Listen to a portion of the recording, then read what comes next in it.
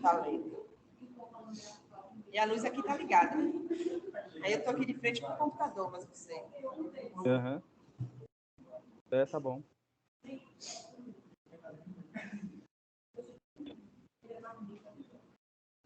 Deixa só o Gabriel iniciar.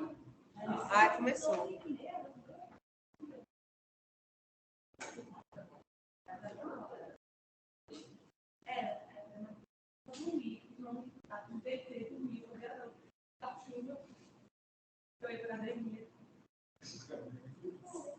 Então vamos lá.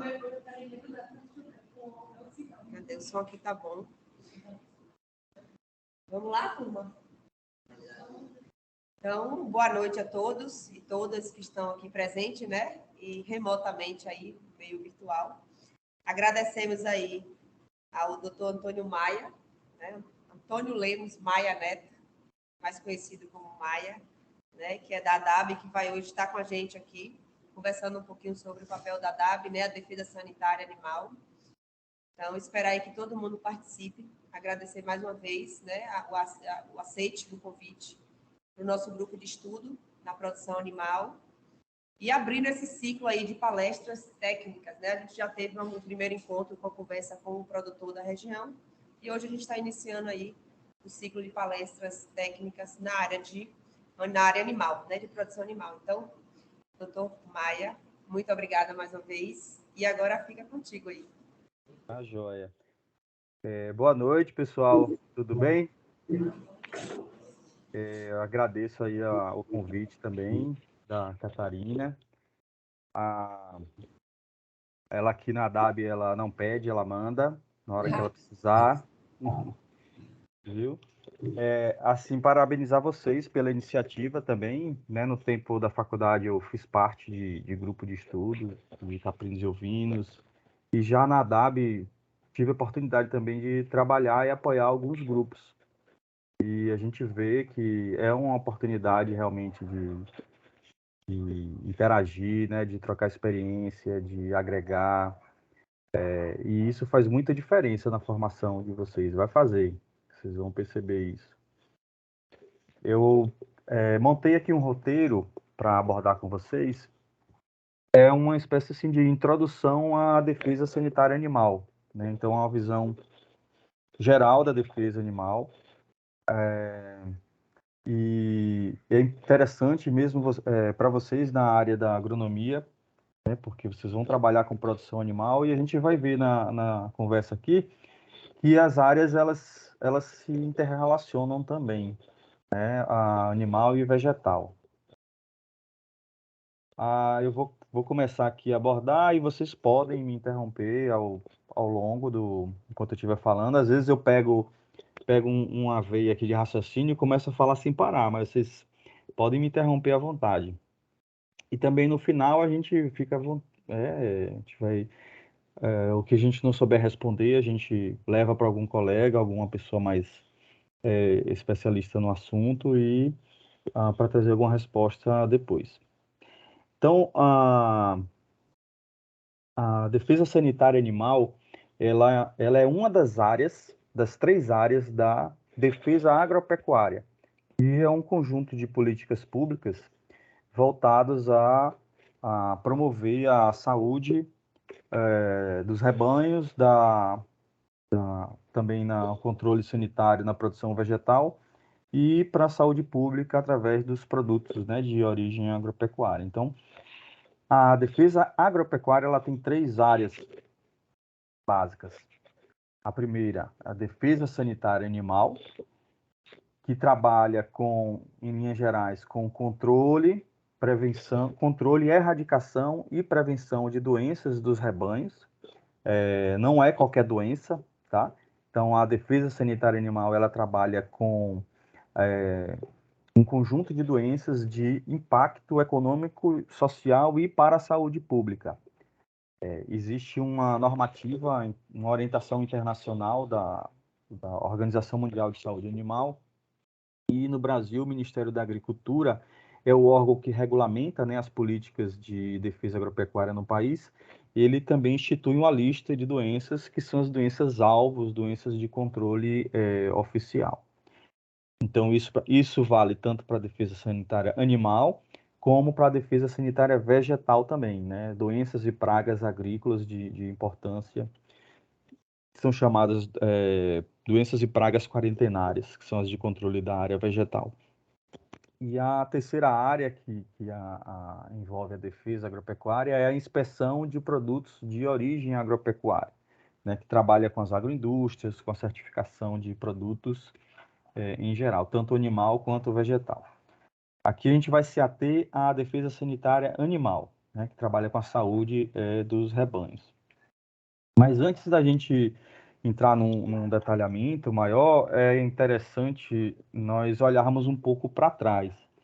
Então é sempre bom a gente ver como é que surgiram as coisas para a gente, né, isso vai ajudar a gente a entender o funcionamento atual, contemporâneo, né, Isso vale para tudo.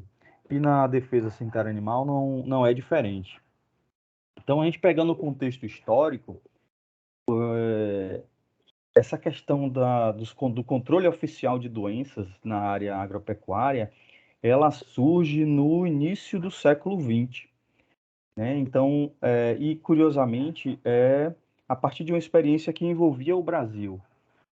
No ano de 1920, por aí, mais ou menos, o Brasil estava naquela fase de importação do zebu, das raças zebuínas, do Gido, Guzerá, Nelore, e esses animais, eles não vinham direto da Índia para o Brasil, eles iam para a Europa, e da Europa eles vinham para o Brasil, né?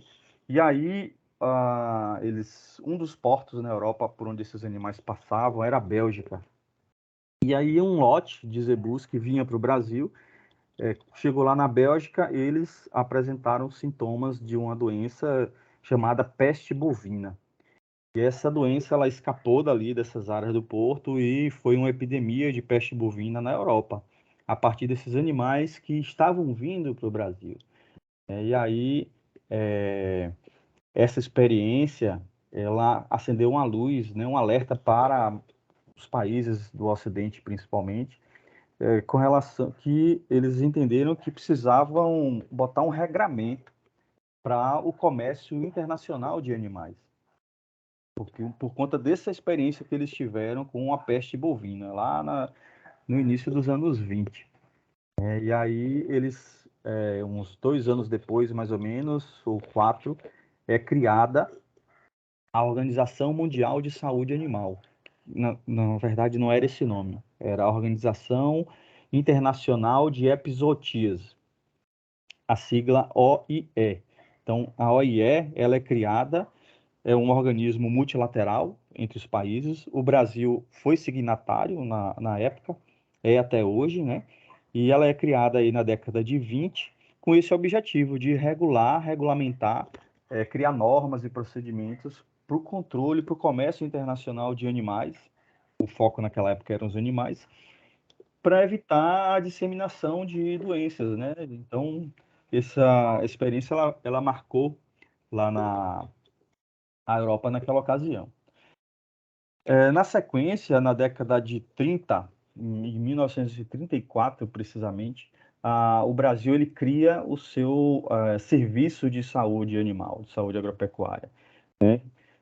O Ministério da Agricultura já tinha sido criado antes, mais no comecinho do século, e aí em 34 é criado esse serviço, mas ele ficou muito a nível central, né? Ficou só a nível de governo central, não tinha Brasília ainda, a capital era o Rio de Janeiro, e não tinha muita efetividade prática, né? Eram mais alguns controles para regulamentar a importação, a entrada de animais vivos, principalmente.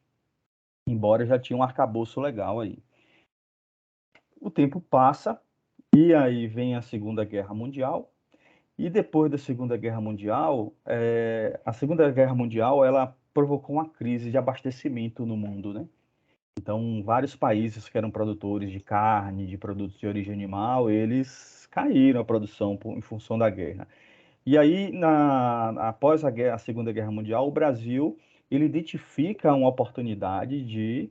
Até então, o Brasil não tinha pretensões, o Brasil importava animais, o Brasil não era um exportador de produtos de origem animal, como é hoje, né? Nem tinha essa expectativa. Mas aí, depois da Segunda Guerra, né, surge, ó, é uma oportunidade para a gente. Vamos começar, né? A gente pode se tornar um grande exportador, podemos vender carne, vender animais, então vamos por esse caminho. Só que já tinha a experiência da peste bovina e também já estava, muitos países, nesse período, já estavam também ah, procurando erradicar a febre aftosa. Então, os Estados Unidos, Austrália, alguns países importantes na pecuária bovina, nessa época, já estavam também trabalhando a erradicação da febre aftosa. E os mercados compradores, eles já estavam começando a fazer exigências, né, fruto até da criação da OIE, da Organização Internacional de Epizootias, a criar regras de comércio para evitar a entrada e introdução de doenças. E a febre aftosa era uma dessas doenças, né? Tinha a peste bovina, um parênteses, né? A peste bovina depois ela foi erradicada, ela foi, salvo engano, em 2011, foi declarada erradicada no mundo, essa doença, a peste bovina. Mas voltando aí à nossa história, aí surge, então, entra no cenário a febre aftosa. Aí o Brasil, ó, para a gente começar a prospectar esse crescimento, a gente precisa trabalhar o controle da febre aftosa. O Brasil tinha febre aftosa muito nessa época. E aí é feita, na década de 50, uma conferência nacional, a primeira conferência nacional de febre aftosa no Brasil. E essa conferência, ela rendeu frutos, né? A partir dela foi desenvolvido, foi montado aí uma estratégia a nível nacional de combate à febre aftosa, que era uma doença muito disseminada no Brasil, né? Nessa ocasião aí. E aí, em 1966, o Rio Grande do Sul, é implantado no Rio Grande do Sul o primeiro programa piloto de combate, né, à febre aftosa. E aí, em 1968, um grupo de outros estados entra também no circuito, né? Eles criam também os seus programas estaduais. A Bahia foi um deles. Então, a Bahia foi um dos pioneiros no Brasil, né? Primeiro foi o Rio Grande do Sul, depois foi a Bahia e um grupo de mais, acho que Bahia, Minas, uns 4 estados ou 5 estados. E aí, a Bahia cria, no ano de 1968, o grupo de erradicação da febre aftosa, de combate e erradicação da febre aftosa na Bahia, que é o GERFAB. Até quando a gente está no interior, a gente encontra produtores mais antigos, muita gente ainda se refere à DAB como GERFAB, né? Como GERFAB. Muita gente ainda guarda isso e a gente ainda tem alguns servidores que foram dessa época, que ainda não se aposentaram, ainda estão na ativa. E aí vem na sequência, né, isso foi criado no final dos anos 60. Então, na década de 70 e na década de 80, apesar do programa, você tinha muita febre aftosa disseminada. E aí, uma coisa existe uma sequência na defesa sanitária animal, quando você começa a trabalhar com determinada doença. Primeiro, quando uma doença está muito disseminada no rebanho, na população, não adianta querer erradicar ela. Você vai conseguir erradicar se ela tiver num nível de disseminação muito alta. Então, a primeira fase é a fase de controle. Então, foi isso que o Brasil fez. Então, durante os anos de 1970, na década de 70 e década de 80, o Brasil trabalhou com um controle da febre aftosa. Qual era o objetivo do controle? Reduzir a prevalência, então reduzir o número de focos da doença registrados no país. E aí surge a vacina, né? A primeira vacina da febre aftosa, que era a vacina aquosa, era aplicada 3 vezes no ano nos animais. Aí depois vem a vacina oleosa, já no final dos anos 80. Essa sim muito eficiente, né? Que é só 2 vezes. E foi um divisor de águas aí no controle. Foi com o advento da vacina oleosa que o Brasil consegue diminuir o nível de prevalência. E aí a gente chega no início dos anos 90 com o nível de prevalência que o Brasil decide, ó, tá na hora da gente pular para uma fase seguinte. Então, vamos deixar, já conseguimos controlar, tem um certo nível de controle, vamos avançar agora para a fase de erradicação. E aí, em 1992, é criado o Programa Nacional de Erradicação da Febre Aftosa. Ele é criado em 1992. E aí há uma virada, né, uma guinada em toda a estratégia, toda a... Então, antes a gente convivia, o país ele estava convivendo com a doença e baixando a sua prevalência. Mas a partir daí o Brasil decide que não quer mais conviver com a doença, então vamos erradicar. E aí há uma mudança, né, uma mudança significativa nas estratégias de intensificação de vacinação, de fiscalização também, para fazer as vacinas serem cumpridas. E deixa eu ver o que mais. E também, para erradicar, o, o, o Ministério da Agricultura, ele sinaliza para os estados o seguinte, olha, uma das coisas para a gente poder erradicar dentro desse escopo de estratégias, a gente precisa fortalecer e estruturar os serviços veterinários, senão a gente não vai conseguir erradicar.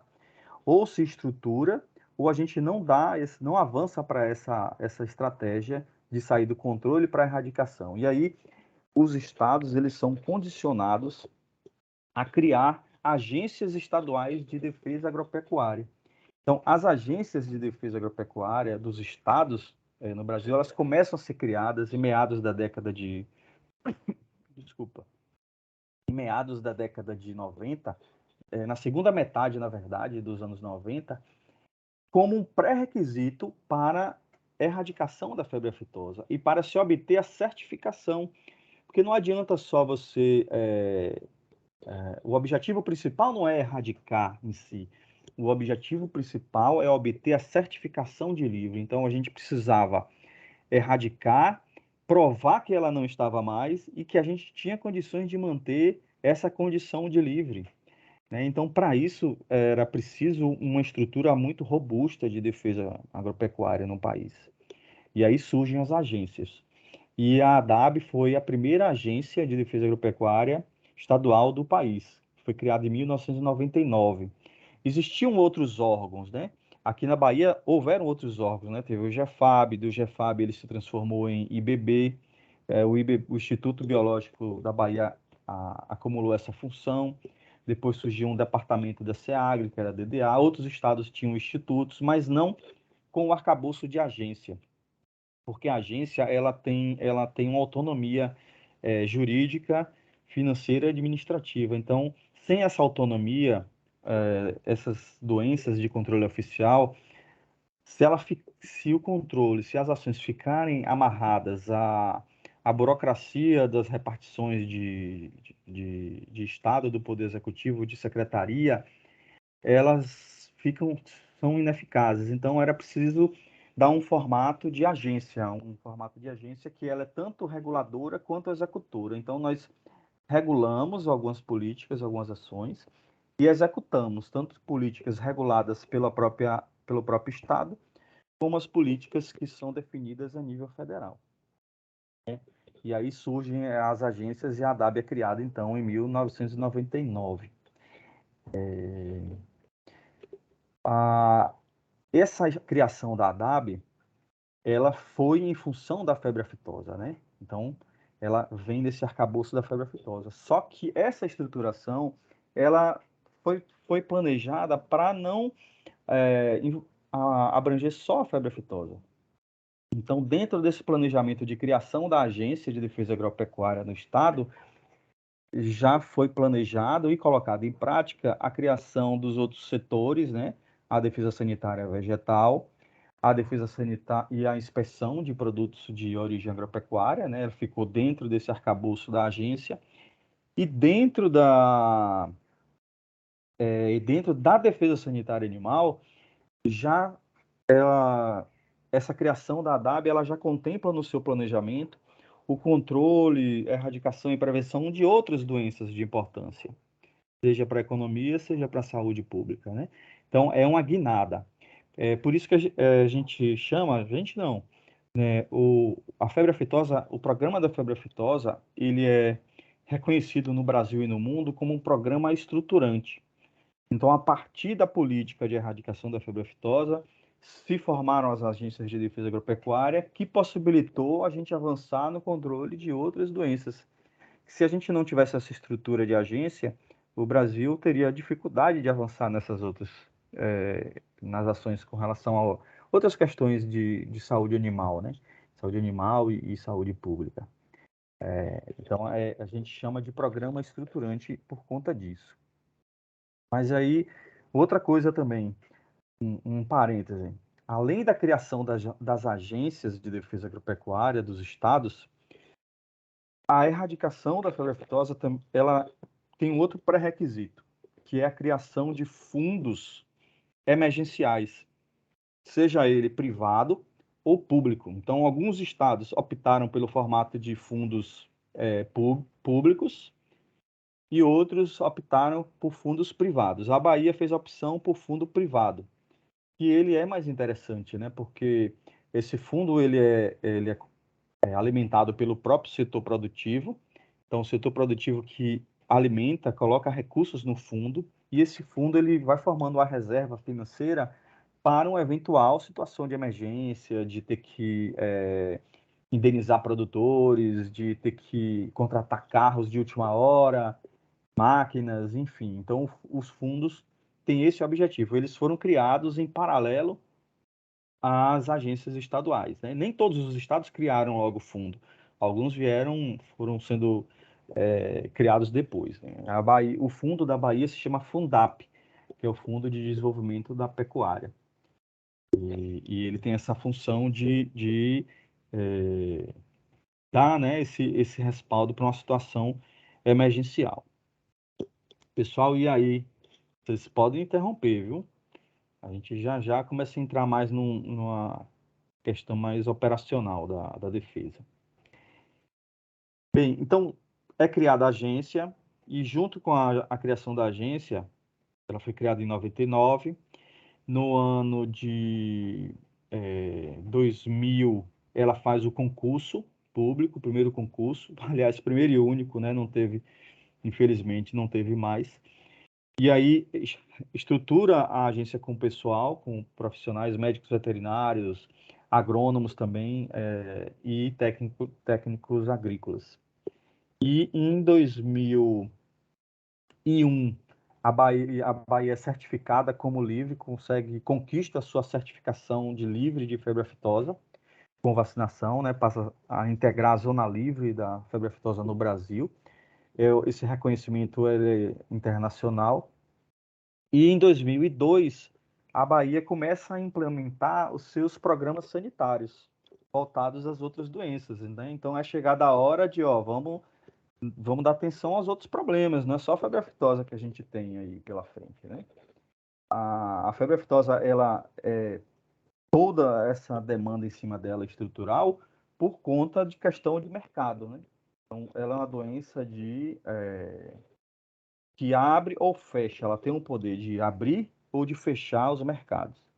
E como o Brasil ele tinha tomado a decisão de se tornar um player, um exportador de produtos de origem animal, então ele tinha que fazer a erradicação da febre aftosa, senão ele não avançava, tá?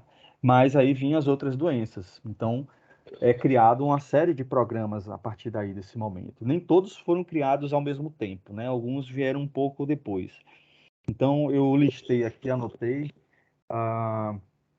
É criado o Programa Nacional de Sanidade dos Suínos, né? Esse programa ele tem uma afinidade muito próxima com a febre aftosa, porque ele aproveitou toda a estrutura, até o zoneamento da febre aftosa, o programa de suínos ele pegou carona. Isso facilitou muito para o Programa Nacional de Sanidade de Suínos. E aí o Brasil começa a erradicar, junto com a erradicação da febre aftosa, ele entra na erradicação da peste suína clássica, que é uma doença viral específica dos suínos, que nós tínhamos em vários estados do Brasil, e aí ela foi sendo erradicada ao mesmo passo que a febre aftosa foi sendo erradicada. Hoje, a peste suína clássica ainda está presente nos estados do Nordeste, fora Bahia e Sergipe, e estados do Norte, né? Mas de Sergipe, Bahia para baixo, ela é considerada já classificada como zona livre para a peste suína clássica. E a outra doença do programa de suínos importante é a peste suína africana, que é a prima da primeira, prima da clássica. Então, a africana, ela chegou a ocorrer no Brasil no ano de 78, e aí o Brasil conseguiu erradicar ela em 84. Ela ficou pouco tempo aqui. Então, desde então, o Brasil é livre da peste suína africana, mas é uma doença que está assolando o mundo aí. Começou na China, eliminou vários plantéis lá de suínos da China e chegou na Europa. E é um vírus que sobrevive em embutidos. Então, ele tem um poder Então, se uma pessoa viaja para fora do Brasil e traz um salame, uma linguiça, uma calabresa e traz esse produto para aqui, ele pode estar trazendo o vírus da peste suína africana. E aí a gente vai falar mais na frente como é que ele pode causar um problema para nós vindo dessa forma. O outro programa que é criado, então, o Programa Internacional de Sanidade de Suínos, o Programa Nacional de Sanidade Avícola. Esse é um programa também muito forte. Esses dois programas, eles são muito fortes para o sul e sudeste do Brasil. E o de avicultura já tem um peso maior também aqui para a Bahia, no caso, né? A Bahia tem um polo avícola muito forte, muito organizado, e é um setor bem organizado, né? Que exige, que cobra do poder público. Então, o programa ele consegue atender bem essa demanda.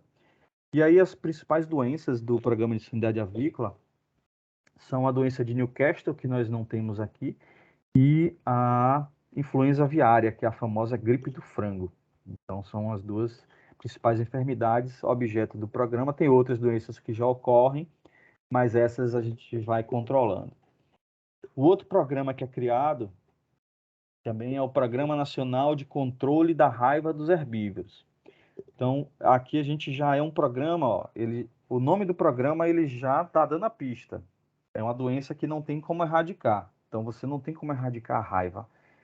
Então, o programa é de controle. Você vai controlar para evitar danos aos rebanhos, sejam econômicos e principalmente danos para a saúde pública, porque é uma doença, né, que mata. É uma zoonose, acomete o ser humano e ela tem um nível de letalidade de quase 100%, 99,9% de letalidade. Nessa mesma época que é criada a DAB, que começa a criar os programas sanitários, foi a época que surgiu na Europa, que foi o advento do mal da vaca louca. Então, nessa mesma época surge o mal da vaca louca, e o nome técnico, né, é a encefalopatia espongiforme bovina. Nesse momento, o programa da raiva assume as ações de controle com relação a encefalopatia espongiforme bovina, só que mais na frente ele desmembra. Então, a encefalopatia ela sai de dentro do programa da raiva e passa a ter um programa específico de prevenção, de vigilância e prevenção contra esta enfermidade, que é o Programa Nacional de Prevenção e Vigilância à Encefalopatia Espongiforme Bovina. Então, um programa específico, tem algumas ações que são bem específicas desse programa. Outro programa que é criado também logo no início dos anos 2000 é o Programa Nacional de Controle e Erradicação da Brucelose e Tuberculose. Então, ó, esse programa ele já prevê o controle, ele já está dizendo o próprio nome, ele tem um objetivo de controlar essas doenças e depois entrar na erradicação delas, a brucelose e a tuberculose bovina. Na sequência, a gente tem o Programa Nacional de Sanidade dos Equídeos, que tem 3 doenças básicas que ele trabalha, que é o mormo, a anemia infecciosa equina e a influenza equina, que é a gripe equina, né? São essas 3 enfermidades, basicamente. Surge também o Programa Nacional de Sanidade dos Caprinos e Ovinos, esse já é um pouco mais tarde, ele vai surgir em 2003, 2004, O Programa Nacional de Sanidade das Abelhas surge um pouco mais tarde, e surge também, é criado também o Programa Nacional de Sanidade dos Animais Aquáticos, que trabalha basicamente com peixes e camarão. E surge mais um outro programa, que é o Programa Nacional de Higiene, Vigilância de Higiene, Controle Higiênico e Sanitário dos Moluscos Bivalves. Surge esse trem aí, esse troço aí, que é um programa voltado à criação de moluscos, né, de mexilhões, de ostra, e para a Bahia é incipiente. Então, é um programa que a gente, basicamente, tem alguma ação sendo planejada, mas nada assim efetivo ainda. A gente não tem essa atividade. Tem extrativismo de ostra, mas produção mesmo a gente não tem. Bom, então esse é o conjunto de programas sanitários, né, que foram implantados ao decorrer no início dos anos 2000 e de lá para cá eles vêm sendo fortalecidos no país e aqui na Bahia também.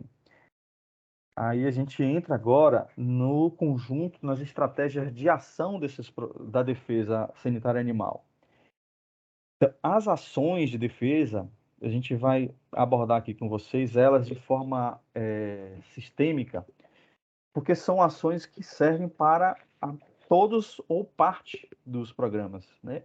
Alguns programas têm algumas ações mais específicas, mas, de um modo geral, as ações de defesa, elas são as mesmas, elas acabam trabalhando com todos os programas. E aqui e acolá você tem alguma ação mais específica para determinado programa. Tá? Então, tudo começa com o cadastro agropecuário, o cadastramento agropecuário. Então, essa é a base, a pedra fundamental, é a pedra de fundação do sistema de defesa agropecuária, de defesa sanitária animal. Então, a gente precisa ter uma base cadastral sólida, consistente, confiável, né, acessível, de ferramentas para consultar e para alimentar essa base de dados, para que o sistema ande. Né? Então, sem isso, a defesa ela não funciona. Tá? Então, nós temos a nossa base cadastral, ela é antiga, ela tem os cadastros básicos, é o cadastro de produtor, propriedade e exploração pecuária, que são os animais propriamente ditos, né? Então, existe uma classificação, tem até um manual do Ministério da Agricultura. Depois eu vou mostrar um link no site da ADAB, onde vocês podem consultar algum material. Então, são os 3 cadastros básicos: produtor, propriedade e exploração pecuária, que são os animais propriamente ditos. E aí vem os cadastros auxiliares, que são, a gente tem recintos de aglomerações de animais, né? Parque de vaquejada, curral de feira livre, parque de exposição. Esses recintos, eles são cadastrados no órgão como cadastros auxiliares. É cadastrado pela defesa, mas como um cadastro auxiliar. Transportadores de animais também, eles têm que ser cadastrados. Esse é um cadastro que, no caso da ADAB, a gente não tem ele assim muito de forma efetiva em nível de sistema. A gente tem um cadastro mais em planilha, mas a gente precisa avançar nesse sentido e ter o cadastro dos transportadores. Tem cadastro de pontos de descanso de animais, então tem uma regra por conta do bem-estar animal. E deslocamentos, eu agora não vou me lembrar aqui a distância e o tempo, mas depois de tantas horas de viagem, os animais precisam desembarcar para descansar. Ele não pode seguir viagem por conta da questão do bem-estar animal. Então, nós temos pontos, né, que são currais que a pessoa aluga ou cede para pessoas que estão viajando com os animais, para eles desembarcarem, alimentar, dar água e depois seguir viagem. Então, esses pontos eles são cadastrados também. Os revendedores de vacinas e produtos veterinários também são cadastrados. Aliás, eles são credenciados, inclusive, né? Eles precisam ter uma credencial da ADAB. Os abrigos de morcegos hematófagos, que é o transmissor da raiva dos herbívoros. Então, a gente tem tem uma base de dados de cadastro dos abrigos existentes no estado da Bahia, sejam abrigos naturais, grutas, cavernas, ou abrigos artificiais, como bueiro de linha de trem, bueiro de rodovia, casa abandonada, enfim, tem também esses pontos cadastrados. E nós temos um outro item importante, são outros pontos de risco, que são pontos que oferecem algum tipo de risco sanitário, seja para a entrada de alguma doença, seja para a disseminação dessas enfermidades. Então, um deles são os lixões, então a gente mantém um cadastro dos lixões, portos, aeroportos e rodoviárias, né? Sítios de pouso de aves migratórias. Os sítios de pouso de aves migratórias são áreas que nós temos, principalmente no litoral, onde essas aves que estão fugindo do inverno da América do Norte, elas vêm para a América do Sul. Elas vêm fugindo do frio e se alimentar por aqui. Algumas estão só de passagem, indo mais para o sul, vão para o Rio Grande do Sul, para a Argentina. Outras ficam por aqui mesmo passam o verão nosso aqui. Quando acaba o nosso verão, elas voltam para pegar o verão da América do Norte. Então, elas estão sempre no verão, né? Elas não querem conta com o inverno, essas aves migratórias. E então tem esses sítios e são áreas de risco para a entrada de algumas doenças. Essas aves podem trazer algumas doenças para o nosso território. As agroindústrias também, elas funcionam como ponto de risco. Então a gente tem que ter toda essa base cadastral, né, consolidada, atualizada, precisa estar sendo atualizada periodicamente. E um detalhe importante, a gente precisa de tudo isso geolocalizado. E aqui é um ponto até que a gente, durante muito tempo, nós não exigimos do produtor para abertura de cadastro a geolocalização, né? Então, a gente tinha um nível de geolocalização muito baixo aqui na Bahia. Isso era um pouco em função primeiro que a gente tinha uma base cadastral antiga, que era no tempo do papel, e migrou para a base informatizada. Então, a nossa base cadastral é do final dos anos 90, a base inicial, né? Então, quando a gente migrou para o informatizado, a gente perdeu dados. Alguns eram geolocalizados e acabou não sendo lançada essa informação. E durante um período, a demanda de abertura de cadastros no estado era tão grande, cadastros voluntários mesmo, né? Principalmente produtores com o objetivo de cadastrar para acessar o crédito rural. Então a gente não dava conta de geolocalizar. Se a gente fosse exigir a geolocalização naquele momento, a gente ia travar o cadastramento, porque não ia ser possível geolocalizar tanta gente de uma forma simultânea.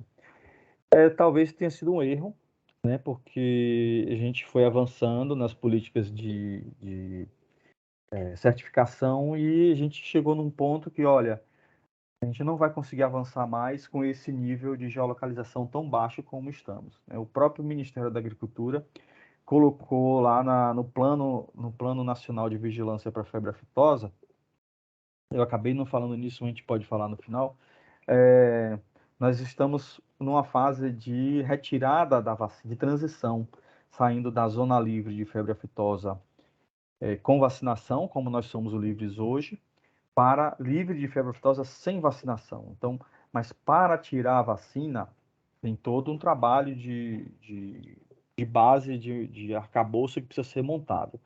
E um dos pré-requisitos para a gente parar a vacinação é que todas as propriedades do estado da Bahia com criação de animais, elas precisam estar geolocalizadas na base cadastral. Então, hoje nós estamos. Essa geolocalização é diferente do cadastro ambiental rural. O cadastro ambiental rural, o produtor ele precisa fazer a medição da área, né? Ele faz o desenho, a poligonal da área. No caso do cadastro na ADAB, a gente só precisa de um ponto de coordenadas geográficas, né? Uma latitude e uma longitude que é obtida na sede da propriedade, ou no curral, ou no chiqueiro, caso a propriedade não tenha sede. Então, isso tem um papel, uma importância muito grande na vigilância, que a gente vai falar mais adiante. E hoje a gente já está num nível mais satisfatório, né? Estamos com 67% das propriedades do estado já estão geolocalizadas. A nossa meta é terminar o ano com 70% e chegar até março do ano que vem com 100% das propriedades geolocalizadas. Então, é uma demanda grande que a gente tem pela frente para poder a Bahia ser autorizada a suspender a vacina contra a febre aftosa, que a gente pode falar mais adiante, até nas discussões, né? Bom, então, esse é o primeiro ponto. Tendo uma base cadastral sólida e consistente, a gente entra numa segunda estratégia, que é o controle do trânsito, da movimentação de animais. Então, o controle da movimentação de animais, porque ele também tem um peso tão grande quanto a base cadastral. Por quê? Porque a movimentação de animais, ela é o principal fator determinante para a introdução ou disseminação de doenças de importância tanto econômica quanto para a saúde pública. O principal veiculador das doenças é o próprio animal indo de um lugar para o outro. Por isso que o controle do trânsito ele tem um peso muito significativo nas estratégias de defesa. No Brasil, esse controle é feito através da Guia de Trânsito Animal, que é a famosa GTA. Alguns de vocês já devem ter ouvido falar e conhecem. É um documento de trânsito dos animais. E não é um documento qualquer, né? Ele é um documento onde ele informa, é um documento básico de rastreabilidade. Né? Por quê? Porque ele está dizendo de onde o animal está saindo, para onde o animal vai, em qual janela de tempo está ocorrendo isso, né? Qual a finalidade desse trânsito, se ele está indo para reprodução, se ele está indo para uma feira de animais, se ele está indo para o abate, né? Ele consta lá as vacinas, ele consta outras informações. E o principal, ele registra na base de dados a movimentação que ocorreu dos animais. Então, isso lá na frente, na hora de uma vigilância, na hora de uma suspeita, ele vai ter um peso gigantesco. Porque quando você tem uma suspeita de alguma enfermidade, a primeira coisa que você vai fazer é a investigação da rastreabilidade. Então, você vai ter que investigar de onde veio animais para aquela propriedade e para onde essa propriedade mandou animais também. Então, se a gente não tiver isso muito bem documentado na base de dados, nós não temos essa informação, ou essa informação ela fica inconsistente, ela é falha, e dependendo do tipo de doença, isso vai ter um impacto muito grande. Né? Dependendo do nível de doença, do poder de disseminação dela, isso vai ter um impacto, né, significativo. Por isso que essa questão do controle do trânsito, ela tem um peso significativo. E aí vem a fiscalização do trânsito, né? Então, o objetivo não é a fiscalização, é o controle. A fiscalização ela é acionada para que o controle se faça, para que ele seja efetivo, para que os produtores procurem, se o produtor ele não vai de forma voluntária, a ação de fiscalização ela induz o produtor a ir registrar a movimentação dos seus animais. Mas ela também tem um papel de prevenção. No caso de áreas, quando você tem áreas onde o status sanitário é diferente, a fiscalização do trânsito de animais ela vai impedir que esses animais do status sanitário inferior adentrem no estado onde o status é superior.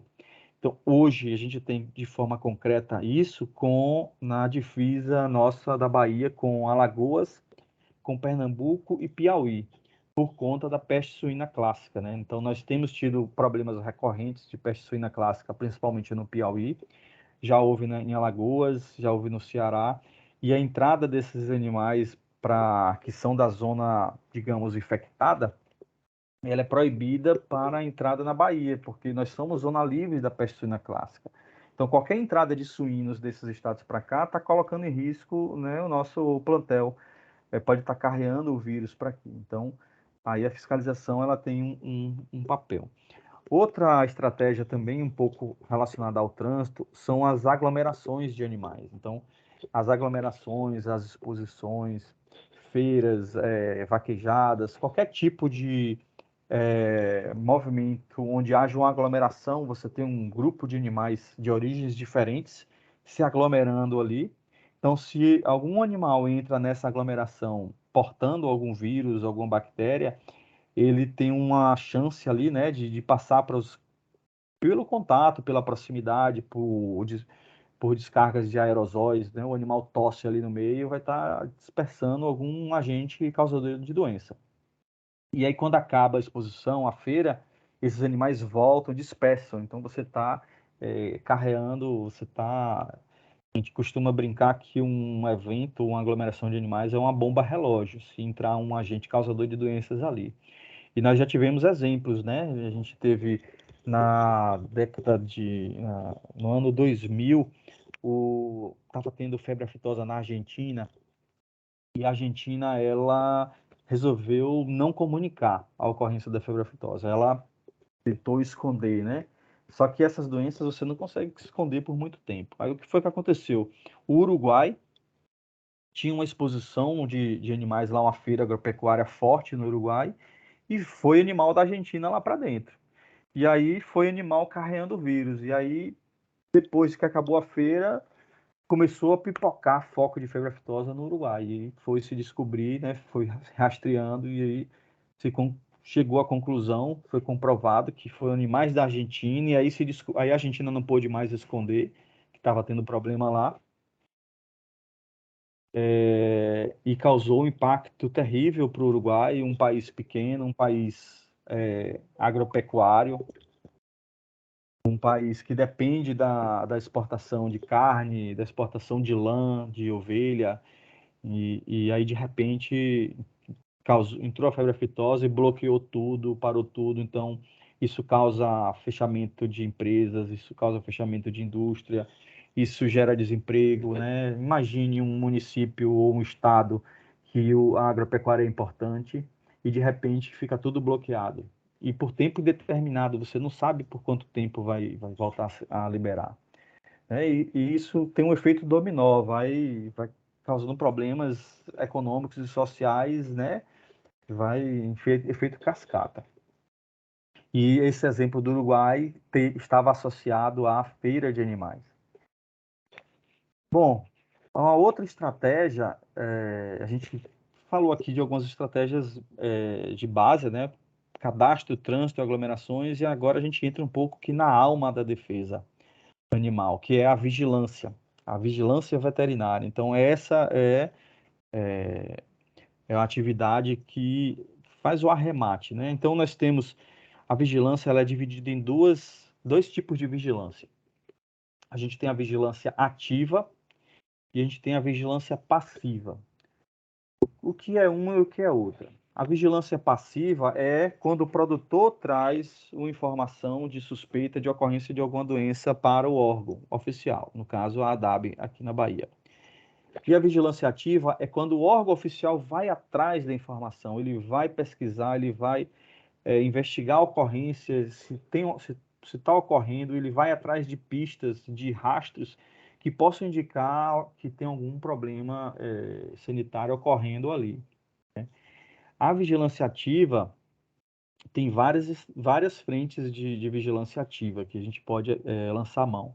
Então, a gente tem a vigilância clínica em propriedades, né? Então, as equipes treinadas, as equipes veterinárias da DAB, elas vão para propriedades para fazer inspeção dos animais. Então, os animais são vistoriados ou examinados do ponto de vista clínico. Esse tipo de vigilância, ele é focado em risco, né? Então, as propriedades, elas são classificadas por fator de risco. Então, a propriedade, por exemplo, que tem uma movimentação muito grande de compra e venda de animais, entrada e saída, essa é classificada como uma propriedade de risco. Então, ela vai vai ter um nível de vigilância mais frequente por parte da ADAB, por parte do órgão oficial. A propriedade que está no entorno do lixão. Então, o lixão ele é classificado como uma propriedade de risco. Por quê? Porque é uma porta de entrada de doenças via produtos de origem animal. Né? Então, aquele exemplo que eu dei da pessoa que viajou para fora do Brasil e trouxe consigo um pernil, um defumado, um embutido de suíno, né? Esses produtos, eles invariavelmente, eles vão parar no lixão.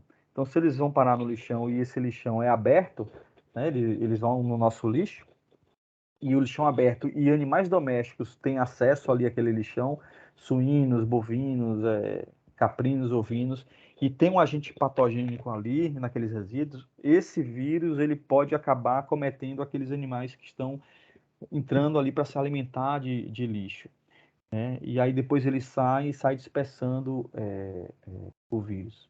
Nós temos exemplos no mundo também disso daí. Depois a gente pode, se der tempo, a gente conta, né? Então, essas propriedades que estão no entorno do lixão, elas são de risco. Então, a gente precisa ter um tipo de vigilância mais frequente, mais contínua nela, né? De prender os animais, de examinar, de até fazer um exame mais minucioso mesmo, de verificar a pata, a boca, derrubar o animal para examinar, enfim. Tem também a vigilância em alimentos que são fornecidos para animais. Aí já é uma vigilância mais específica como medida preventiva para encefalopatia espongiforme bovina, o mal da vaca louca. Por quê? Porque a forma de transmissão principal do mal da vaca louca é através de produtos de origem animal sendo utilizados para alimentar ruminantes, né? Então a gente faz a investigação no alimento, a gente vai nas propriedades que tem alguma suspeita de estar usando cama de frango, ou de estar usando farinha de carne, farinha de sangue para alimentar ruminantes. Então a gente faz uma verificação, uma amostragem naquele alimento que está no coxo. Tem um testezinho que mede um pH e esse teste indica a presença ou não de proteína animal naquele alimento que está ali no coxo. Se o teste ele indicar que há a presença de proteína de origem animal, aquele alimento é pegado à amostra e vai para o laboratório, para identificar se aquele produtor está burlando, né, as normas que proíbem o uso de alimentos de origem animal, de proteína de origem animal, para alimentar ruminantes. Outro tipo de vigilância é a vigilância no abate. Então, na indústria, no abatedouro, frigorífico, o inspetor ele está não só verificando questões de higiênico-sanitárias, né? Ele está também verificando a ocorrência de doenças naqueles animais, tanto na inspeção antemortem que ele faz no curral antes do abate, como depois que o animal é abatido já lá na sala onde o animal está sendo desmembrado ali. Então, também é feita a vigilância. Aí é uma oportunidade de se identificar suspeitas ou lesões que sugiram a ocorrência de algum problema. Um outro tipo de vigilância ativa são os inquéritos soroepidemiológicos. Então, são feitas amostragens específicas, aí são normalmente você tem um inquérito para a peste suína clássica. Então, a gente colhe amostras de suínos, esse inquérito teve esse ano, para verificar se tem o vírus circulando ali, porque o vírus poderia estar circulando no rebanho sem se manifestar clinicamente, ou se manifestando, mas a informação não chegando, a DAB não detectando. Então, é feito também esse tipo de vigilância, né, por inquérito. Existe também a vigilância por alerta. Então, isso é muito comum no programa de sanidade avícola. Quando uma granja de aves ela tem uma mortalidade que ultrapassa os 10% do índice de mortalidade do plantel ali disparam a vigilância para a gente. Então, vai uma equipe da DAB automaticamente. Quando a granja informa esse nível de mortalidade, a DAB vai naquela granja para fazer uma vigilância específica para as doenças de importância na avicultura, né? Porque uma das causas de alta mortalidade pode ser uma influenza aviária, pode ser uma doença de Newcastle. Aí dispara esse tipo de vigilância. E tem outros tipos também. Então, eu coloquei aqui os que eu lembrei, os principais. A vigilância passiva. Então, a vigilância ativa, ela é uma rotina do serviço, é uma rotina da Defesa Sanitária Animal. Ela, basicamente, ela não é eficaz em detectar problemas. A gente não consegue detectar muito problema de saúde no rebanho pela vigilância ativa. Para a maior parte das detecções de ocorrência, elas são em função através da vigilância passiva, ou seja, é o produtor que detecta, né? Porque o produtor que está no dia a dia da propriedade, que conhece os seus animais, que percebe que há alguma alteração, né? Então ele vai e comunica para a DAB. Então essa é a vigilância que dá uma sustentação maior ao serviço, né? Então a vigilância, elas se complementam. A vigilância ativa ela serve é como se fosse uma coisa mais ostensiva, né? Então nós estamos presentes, estamos circulando, é mais baseado em risco, por alerta, é uma triagem no frigorífico, né? é feito uma triagem da população geral, né? Uma porcentagem que vai para o abate, a gente está olhando ali. Então, é uma forma de dar uma segurança maior, mas a vigilância passiva é onde a gente detecta realmente as ocorrências sanitárias, né? É o produtor que traz essa informação para a gente. E esse atendimento tem prazo, né? Então, dependendo do tipo de síndrome, dos sintomas que são informados, a gente pode ter um prazo de 12 horas para atender ou de 24 horas para atender, né? Seja onde for, se a gente tiver que andar, a gente vai, se a gente tiver que ir em lombo de mula, a gente tem que ir. Se tiver que pegar uma canoa, nós temos que ir. Então, esse tipo de notificação é uma obrigação nossa atender dentro desse prazo. E o produtor também tem regras para notificar, né? Então ele precisa notificar a maioria das doenças, ele precisa notificar em 24 horas. Se ele demora de comunicar a DAB, a gente vai chegar tarde, né? Então nós vamos chegar quando a doença já acabou, ou quando já não tem mais lesão para você coletar a amostra para o diagnóstico, você não consegue fazer uma avaliação clínica melhor do animal. Então a gente precisa melhorar isso também. E, de um modo geral, os produtores, eles comunicam muito tarde para a gente. E não é só o produtor, os terceiros também, eles têm um papel importante, né? Então, a vigilância passiva, ela pode ser uma vigilância que é disparada a partir de uma notificação do produtor ou de um terceiro. E aí, os profissionais das ciências agrárias que estão também na rotina das propriedades têm um papel importante na vigilância passiva. Nós temos muitas notificações que são feitas por terceiros, né? Não é o próprio produtor que faz, que traz informação para a gente. Existe uma lista nacional das doenças de notificação obrigatória, que é regulamentada por uma instituição normativa, número 50, eu não lembro agora o ano dela, mas a gente pode olhar aqui depois, eu mostro a vocês onde consultar essa lista, tá? Ela relaciona essas doenças. A vigilância também ela é acionada na hora do saneamento dos focos. Então, a gente recebe uma notificação, fazemos o atendimento inicial, colhe a amostra para o laboratório ou não, dependendo, pode ser que clinicamente ou epidemiológico, do ponto de vista clínico e epidemiológico, já dê para concluir do que é que está ocorrendo ali. E em outras situações a gente vai precisar colher material para ir para o laboratório. Então, no momento em que é confirmado o foco de doença A, ou B ou C, a gente entra numa outra fase da vigilância, que é o saneamento, né? Então, é rotina do Estado, nós temos doenças que são de ocorrência daqui, normal, e feito o saneamento de forma regular. Então, algumas doenças de equinos, no caso de raiva, quando a gente tem um foco de raiva dos herbívoros, é feito saneamento através de vigilância no entorno da propriedade, né? O trabalho lá com os morcegos hematófagos, enfim. E acho que de vigilância passiva é isso.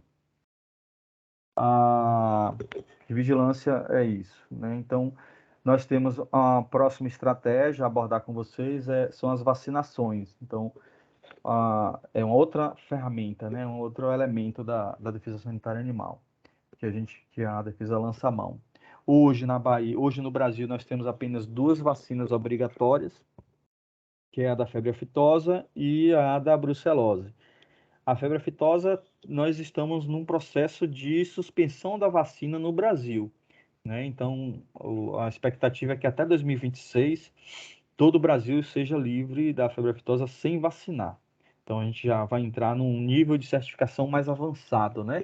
Nós vamos estar dizendo para o mundo que, olha, nós não temos o vírus da febre aftosa e temos segurança de manter essa condição, tanto que estamos abrindo mão da vacinação. Nós estamos elementos que dão segurança, então está aumentando o nível de certificação mais elevado.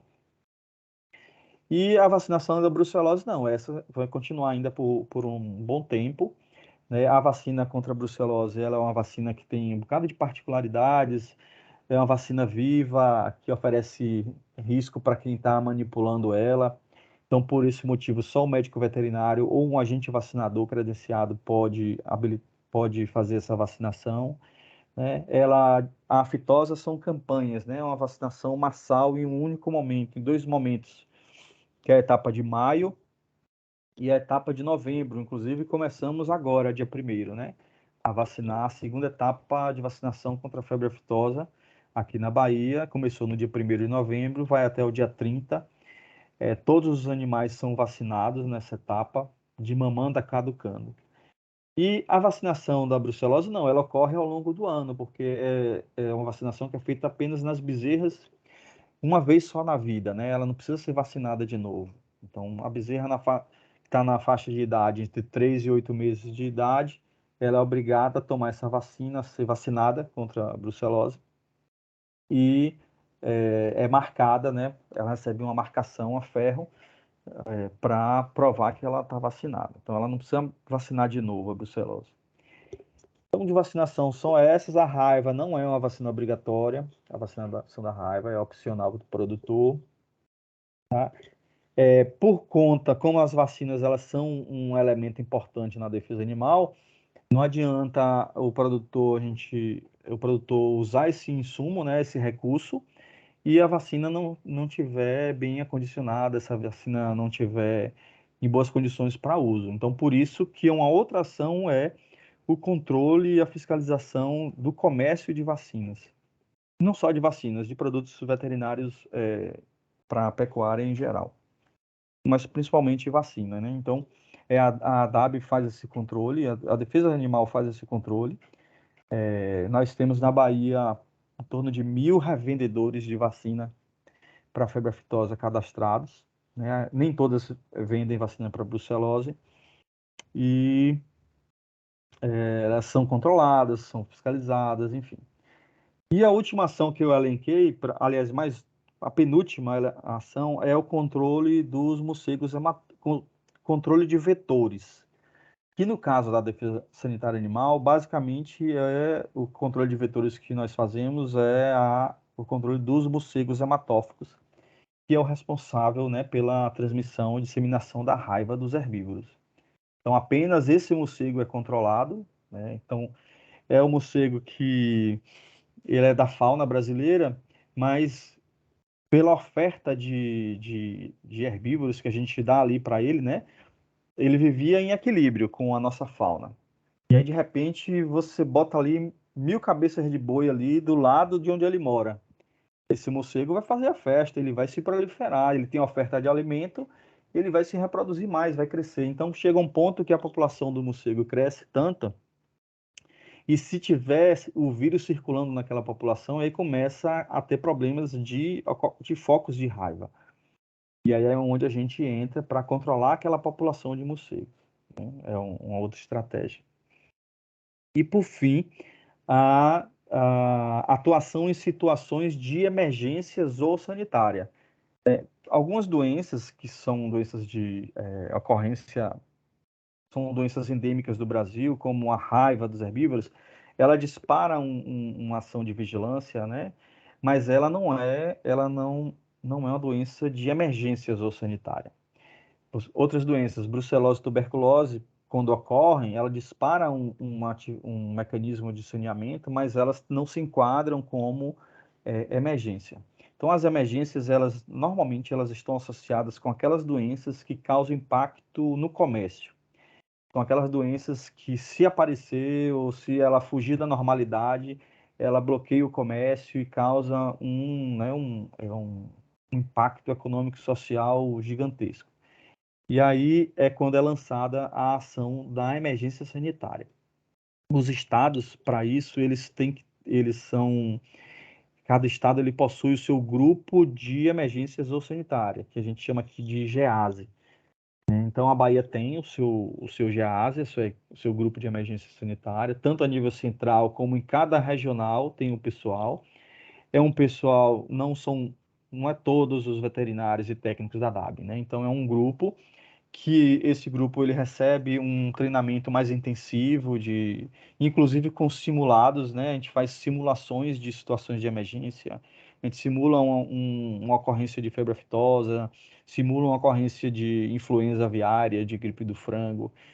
de mal da vaca louca. E aí, esse pessoal, cada um já é treinado em determinada função, né? Então, você tem as equipes que vão para o saneamento dos focos, você tem as equipes que vão trabalhar com o bloqueio da movimentação naquela área de emergência.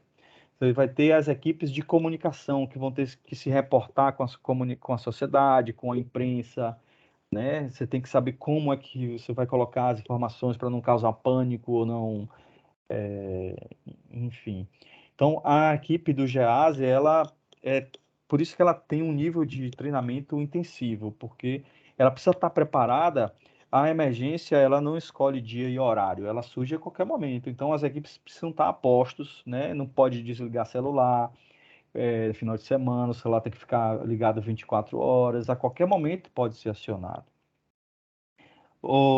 Essas equipes também, cada unidade possui kits de emergência zoossanitária, né? Então, são kits com todo o equipamento. Esse equipamento tem que estar todo pronto, atualizado. Tem alguns insumos que vencem, meios conservantes, por exemplo, para colocar amostras. Eles vencem. Então, esses kits, eles têm que estar são repostos o tempo todo, eles são atualizados, tem material que vence, é substituído. Por quê? Porque na hora da emergência você não pode bater cabeça procurando onde é que está o abre-boca, para onde é que está a corda que eu vou amarrar o animal para examinar, para derrubar. Tudo precisa estar já pronto ali. É como você pega assim duas maletas e o que você precisa vai estar ali. E as equipes se deslocam para a emergência, né? Dependendo de que atribuição ela vai ter na situação de emergência.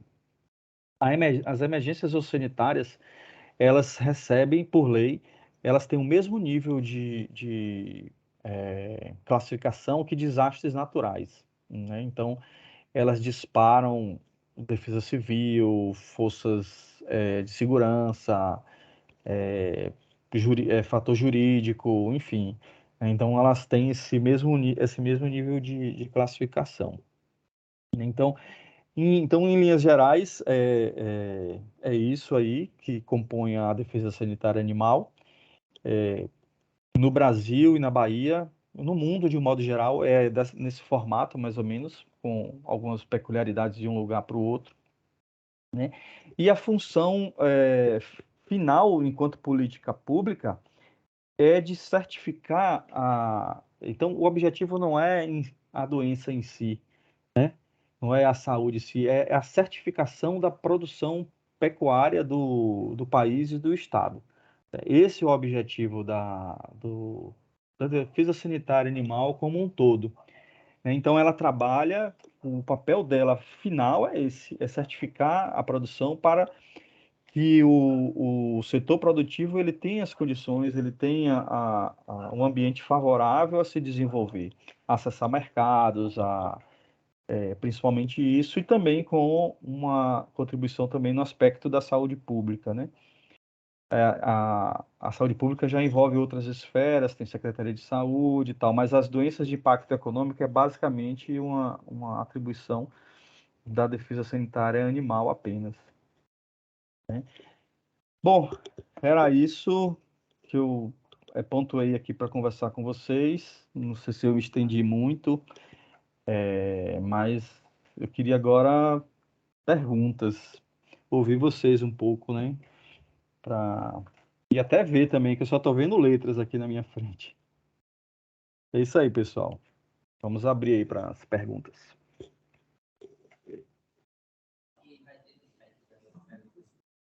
Olá, Mar. Então, aqui, presencial, a gente está aqui, ó, tem uma turminha aqui que foi aumentando, né, no decorrer aí Legal.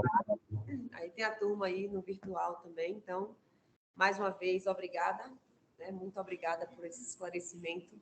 A gente conheceu um pouco, né, da ação da DAB, da Defesa Sanitária Animal, que realmente a gente não conhece a fundo se a gente não tiver alguém para explanar, né? E foi muito bem colocado aí. Então, muito obrigada. No mais, perguntas estão por onde? Você consegue ouvir? Peste suína clássica. Para a africana. Uma aluna está querendo saber a diferença da peste suína clássica para a peste suína. Certo. As duas são muito parecidas, né? O que vai diferenciar uma da outra é o nível de agressividade. As duas, elas são classificadas como síndromes hemorrágicas. Elas causam hemorragia geral no animal e elas matam. Tanto os suínos vão morrer mesmo, ela dizima plantéis. E a africana, ela tem uma virulência e uma agressividade, sintomas, o nível de lesões são mais graves. Então, basicamente, a diferença é essa daí. A outra que a africana nós não temos no país, mas ela pode chegar, não, né, não existe risco zero. Qualquer doença ela pode chegar aqui. E aí o que a gente faz é monitorar esses riscos e trabalhar a vigilância sobre esses riscos, para que possamos detectar de forma precoce e agir também de forma precoce, né? E a clássica a gente tem aqui no Piauí, vários focos no Piauí. Na verdade, assim, de Alagoas para cima é classificado como zona infectada. E de Sergipe, Bahia para baixo é zona livre para peste suína clássica já há um bom tempo. E a doença ficou em silêncio durante muitos anos. E aí tem uns 3, 4 anos que ela começou a reaparecer de novo lá no Piauí.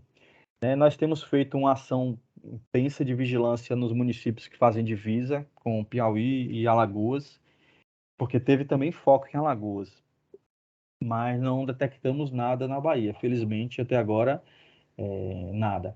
E tem as ações de fiscalização para impedir, né, a entrada de suínos vindos de lá para cá. Agora, uma curiosidade, foi feito quando estourou a peste suína africana na China, a Austrália começou a fazer amostragem em produtos embutidos regulares, processados na indústria, e detectou a presença do vírus no aeroporto, em produtos que foram apreendidos no aeroporto.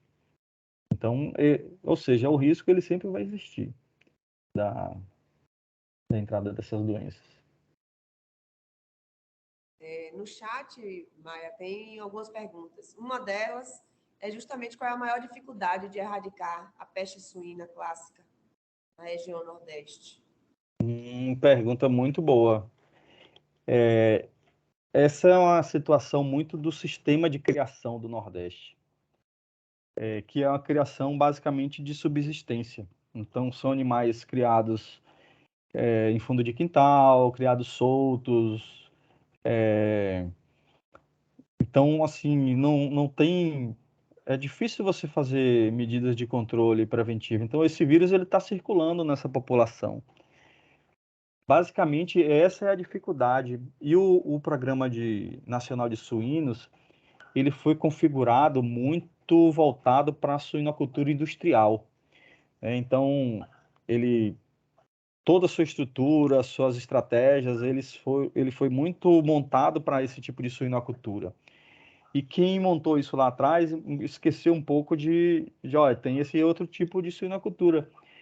Para você ter ideia, ao pé da letra, o trânsito de suínos para reprodução só é permitido no Brasil se ele for oriundo de uma granja certificada para um conjunto de doenças.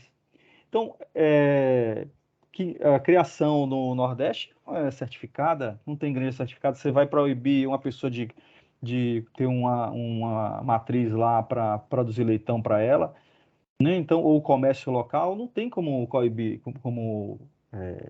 não tem nem o que se fazer nisso, nem se deve, né? Você não pode impedir a pessoa de criar um produto para alimentação ali importante para aquelas comunidades, para aquelas famílias.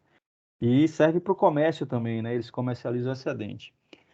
Aí o que é que aconteceu? Recentemente foi criado um plano nacional de erradicação agora, de uma nova. E aí eles estão prevendo a vacinação. Aliás, já começou a vacinação para a peste suína clássica nesses estados do Nordeste. Mas é uma vacinação difícil também de operacionalizar, porque nem todos têm cadastro, né? Muitos dessa criação de suínos de subsistência não é cadastrado. Você não tem controle. E alguns que a gente tinha um controle não estão atualizados. Então você vai lá, a pessoa já não tem, há muitos anos não cria mais aquele suíno. quando a gente vai na propriedade. Mas esse seria o caminho que o Ministério adotou agora, junto com os estados que convivem com a doença. Essa é a nova tentativa, né? Então, eles vão tentar reduzir a prevalência através da vacinação. Vamos ver se vai dar certo. Vamos torcer para que funcione. Ok. A outra pergunta é por que a vacina de brucelose só é aplicada nas fêmeas? Porque ela é patogênica para o macho. É uma vacina toda complicada essa da brucelose, né? Então, ela é uma vacina viva, bactéria, né? Brucelose é bactéria, e ela foi atenuada. Quer dizer, ela passou por um processo em que se reduziu a virulência dela. Só que essa virulência só reduziu para a fêmea, só para a fêmea. Não se conseguiu reduzir essa virulência para o macho e nem para o homem. Então, ela é patogênica para o homem, essa vacina. Ela vai ser patogênica para o macho e para o homem, o ser humano, né? A espécie humana. É por esse motivo que... Agora, ela é uma vacina muito eficaz, né? As vacinas vivas, elas são as mais eficazes, são as mais eficientes. Elas causam uma resposta imunológica de longo prazo, né? Tanto que só vacina uma vez a fêmea. Ela vai estar protegida para o resto da vida. Mas ela tem esses inconvenientes por ser uma vacina viva. É isso. Joia, obrigada. Mais alguma coisa? Tem mais. Pode. O Fundap é pago só pelos produtores? É só pelos produtores. E o produtor paga na hora que vai emitir a GTA. Ele é voluntário, o Fundap. O produtor ele faz a opção de pagar ou não. Alguns estados, as indústrias contribuem também. Eu particularmente, pessoalmente, eu defendo que a indústria devia também contribuir, porque no final das contas, quem acessa os mercados mesmo diretamente são as indústrias, né? Mas aqui tem um problema, Bahia, porque os frigoríficos, a grande maioria dos frigoríficos, não são eles que vendem, né? Eles são prestadores de serviço. Então, são açougueiros, marchantes que, desculpa, compram o boi, vai lá no frigorífico, abate, o frigorífico só presta o serviço do abate. Isso é uma peculiaridade da Bahia. Nos outros estados não se vê isso. Então, isso eu acho que dificulta, mas independente disso, precisava ter um movimento do produtor, das organizações que representam o produtor, para pressionar a indústria a dar sua parcela de contribuição também. Ok.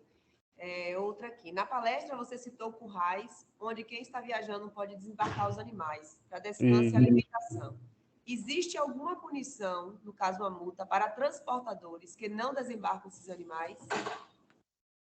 Não tem essa penalidade, não. Na lei do estado da Bahia não tem. De um modo geral, eles até, porque o próprio produtor, ele quer descansar, às vezes quem está comprando o gado exige dele, né? Então, de um modo geral, eles param. O que acontece é que a gente observa que às vezes eles não desembarcam os animais. Eles deixam os animais na carreta. Já vi alguns casos desses. Nós temos na nossa arcabouço legal, que inclusive está até na Procuradoria Geral, já foi feita uma revisão pedindo para... Mas está meio enganchada lá, não avançou ainda. Mas a nossa tem um arcabouço legal que prevê penalidade caso ele esteja com um transporte inadequado. Então, se for um caminhão inadequado, se tiver animal amontoado ali, se for detectado maus tratos, né? Talvez até a gente poderia até encaixar no... Agora, essa questão do bem-estar é um item que nós não avançamos muito ainda na Bahia. A gente tem muito ainda que... Eu acho que até pelo volume de demanda, né, a gente não conseguiu ainda dar uma atenção para... Já existe um programa nacional do Ministério da Agricultura voltado ao bem-estar, já existe alguma coisa, já produzida. Na Bahia, a gente já tem um colega que foi designado, né, para acompanhar esse processo, mas ainda é uma coisa incipiente, que a gente precisa avançar aqui. Joia. Quais são as medidas tomadas quando a notificação de um caso de suspeita de raiva? Pronto. Qualquer sinal nervoso, qualquer alteração do animal, de equilíbrio, o animal começa a equilibrar, começa a cambalear, ou ele cai dos quartos, né, arria, isso tudo é enquadrado como síndrome nervosa. É alguma coisa no sistema nervoso central do animal que está acontecendo. Então, qualquer situação dessa, quando chega uma notificação para a DAB, que o produtor relata qualquer coisa parecida, ele vai ser enquadrado como notificação de síndrome nervosa. Então, aciona uma equipe veterinária, ela faz o atendimento na propriedade. A raiva depende do óbito do animal para fazer o diagnóstico, né? Então, é uma doença que a gente não consegue dar o próximo passo sem ter o diagnóstico. Então, é feito o atendimento. Se o animal não veio a óbito, a gente orienta o produtor a, quando o animal morrer, ele acionar para a gente ir lá fazer a colheita de amostra. Então, é feita a colheita do material encefálico do animal e vai para o laboratório. Aqui na Bahia, quem faz o exame é o LACEN, que é o laboratório do estado, né? E uma vez dado positivo, se confirma o foco da raiva. E quando é confirmado o foco da raiva, você vai ter nos animais, você vai orientar o produtor a vacinar, mas o principal de tudo é o controle dos morcegos, né? Então, a vacina, se você tiver uma população de morcego grande com circulação viral, a vacina não vai resolver. Ela vai contribuir, mas ela não vai resolver. Então, a principal medida vai ser o controle da população dos morcegos hematófagos. E aí já se aciona uma outra equipe da DAB especializada, treinada, localiza o abrigo, onde é que esses morcegos estão, e faz a captura desses morcegos hematófagos, né? Se captura, passa a pasta vampiricida no dorso do animal. Os morcegos, eles têm o hematófago tem o hábito de se limparem, eles ficam se lambendo quando eles estão juntinhos ali na colônia. E aí aqueles morcegos que a gente vai capturando, passa a pasta e solta. Eles vão voltar depois para a colônia, e quando estiverem todos lá aglomerados, eles começam a se limpar, um a lamber o outro, e eles vão lamber aquela pasta vampiricida que está no dorso do animal, e aí os que lamberem vão vir a óbito. Então, é um controle populacional mesmo. Não consegue eliminar a colônia toda, mas você reduz a população, a não ser que seja uma colônia pequena. Um detalhe interessante é que a captura pode ser feita de duas formas, né? Você monta uma rede na entrada do abrigo, com uma rede chama rede de neblina, e vai caindo morcego na rede, vai caindo morcego na rede. Nós levamos duas gaiolas, umas gaiolas grandes. Em uma gaiola coloca os hematófagos, né? Ele se identifica, tem as características dele lá, a gente bota o hematófago, e na outra gaiola coloca as outras espécies, porque não cai só hematófago, vai cair várias espécies de morcego. Quando termina a captura, né, tira a rede e aí solta os não hematófagos logo. Por que não solta logo no início? Porque senão ele vai cair de novo na rede. Vai cair de novo e aí fica dando trabalho, né? O trabalho não rende. Então, eles ficam na gaiola e no final são soltos. E apenas no hematófago é colocado essa pasta. E, então, com isso, a gente controla a população e resolve o problema. Então, basicamente é esse. Agora, é feita também a vigilância que a gente chama de perifoco. E a vigilância nas propriedades do entorno, dentro de um raio. O morcego, ele voa em torno de 6 quilômetros para se alimentar. Se ele encontrar alimento mais perto, ótimo, ele não vai mais longe. Mas ele pode ir até 6 quilômetros em busca de alimento. Essa é traçado 2 raios de ação. Um ao redor da propriedade foco e outro, se o abrigo foi localizado ou se já era um abrigo cadastrado, é traçado um raio de 6 quilômetros no entorno desse abrigo E todas as propriedades que estão naquele raio, elas são monitoradas também. Então, vai uma equipe visitando, verificando se tem mordedura de morcego, se teve outro caso suspeito de raiva, né? Então, é feito isso. E um outro detalhe importante é que muitas vezes, quando o animal ele está ali engasgando, às vezes o produtor vai querer dar algum remédio, ou acha que é um engasgo e mete a mão na boca do animal e pode sofrer uma lesão de pele ali, né? O vírus da raiva ele se concentra na saliva do animal, então essa pessoa ela pode se contaminar. Então, quando o caso é confirmado que alguma pessoa da propriedade manipulou o animal, então nós encaminhamos também para a Secretaria de Saúde do município para fazer uma orientação, às vezes até um protocolo, né, de colocar em prática algum protocolo preventivo aí para evitar um eventual caso de raiva humana. Nós tivemos na Bahia, inclusive, um caso de raiva humana no município de Paramirim, e foi um produtor, ele foi fechar uma cancela, ele estava tirando leite, foi de dia, e ele foi fechar a cancela, não sei se ele foi fechar ou ele pisou, na verdade. Ele pisou no morcego que estava no chão, vivo, de dia. E aí o morcego mordeu ele, né? Então, foi a forma como ele se contaminou. Pode ter sido um hematófago ou pode ter sido outra espécie. Por quê? Porque lá na colônia, os morcegos, lá no abrigo, a colônia do hematófago fica juntinha. Aí você tem um morcego insetívoro lá, de determinada espécie, fica em um ponto.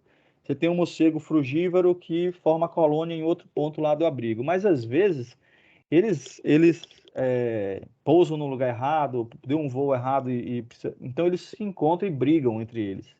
E quando eles brigam entre eles, aí o vírus pode ir para essas outras espécies de morcego. Então a regra é o seguinte: o morcego porque o morcego morre da raiva, né? A raiva, inclusive, ela tem um papel na natureza. Ela serve para controlar a população de morcegos dentro de uma situação de equilíbrio, né? Então o morcego ele vai morrer com o vírus, só que até ele morrer ele está disseminando, ele pode transmitir o vírus. E antes de morrer, ele vai ter os sintomas, e é o sintoma neurológico. Então, ele vai ter desequilíbrio, ele vai ter um comportamento diferente, ele vai voar de dia, ele vai. Então, quando você encontrar qualquer espécie de morcego que está no comportamento fora do normal, né, o morcego não se bate, né, ele tem um sistema de radar muito eficiente.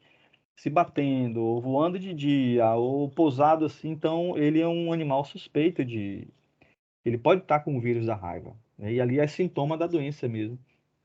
A gente pegou aqui em Salvador, na frente da ADAB, um morcego de insetívoro com raiva durante o dia. Levamos para o LACEN, fez o teste e deu positivo para raiva. Olha só, ia passando um cidadão de moto na frente da ADAB aqui em Ondina, e aí o negócio bate na cabeça dele e ele cai da moto. Quando ele cai, ele olha um morcego. O morcego bateu no capacete dele na hora que ele ia passando. E aí alguém ia lá, não, chama aqui o pessoal da DAB, é um morcego e tal. E aí pegaram esse morcego e levaram lá para a DAB. Aí o colega foi e mandou para o LACEN, quando fez o teste, deu positivo, né? Então, é um comportamento totalmente anormal do morcego. Está voando de dia. E o vírus está aí, ele circula, então é isso. Com relação à raiva, é isso aí.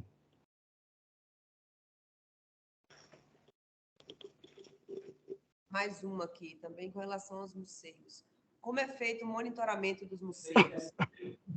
Tem algum limite de distância de segurança entre o local de presença desses morcegos e a propriedade com o rebanho animal? Periodicamente, as equipes que fazem o controle, eles monitoram os abrigos que já são cadastrados, né? A gente já tem muitos, eu não sei dizer quantos são, mas os principais abrigos são monitorados. Então, regularmente vai uma equipe lá e se a população tiver alta, a equipe já faz a captura. Não precisa nem esperar ter ocorrência de casos de raiva. já faz a captura. A outra pergunta que ela falou foi sobre a distância. Não, isso vai dentro do raio de 6 quilômetros do abrigo, todas as propriedades têm um risco maior de ter raiva do que. Porque também tem outro detalhe: às vezes você tem problema de mordedura, mas você não tem vírus naquela população, né? Nem todo morcego hematófago tem o vírus, vai transmitir. O vírus, a prevalência do vírus na população de morcegos é baixa. Para você ter ideia, antigamente tinha uma regra que o Ministério da Agricultura pedia, que quando você fazia a captura, você pegava uma porcentagem dos morcegos e mandava para o laboratório para fazer diagnóstico da raiva. Muito baixo, muito baixo. Aí o Ministério chegou à conclusão que não valia a pena estar fazendo diagnóstico. Então, a prevalência do. Se a gente tivesse uma prevalência alta do vírus da raiva nesses morcegos, a gente teria bem mais problema. É porque ele é autolimitante, né? O morcego morre com o vírus. Então, esse é um dos fatores que a prevalência nos morcegos é baixa. Saindo um pouco da raiva aqui, porque o exame de anemia imuno só tem a durabilidade de 3 meses, a validade, no caso, né? É porque, na verdade, a validade é uma janela assim para uma próxima reinfecção, para ele, né, se contaminar. Porque o exame, quando você faz o exame, ao pé da letra, ele teria que ser uma validade de um dia, que amanhã o animal já pode se contaminar com o mormo ou com a anemia infecciosa equina. Você fez o exame hoje, amanhã ele ele está do lado de uma propriedade que tem a doença. Você tem uma mutuca que está picando o animal e o outro, o vírus chega naquele cavalo. Então, uma validade, mas assim, para você limitar a chance desse animal ele se reinfectar, ele se infectar. Quanto maior a validade se der para esse exame, maiores são as chances desse animal, ele mesmo com o exame negativo, pegar a doença e tá transmitindo, né? E você tem também o período de virulência do momento que o animal infectado, ele é infectado hoje.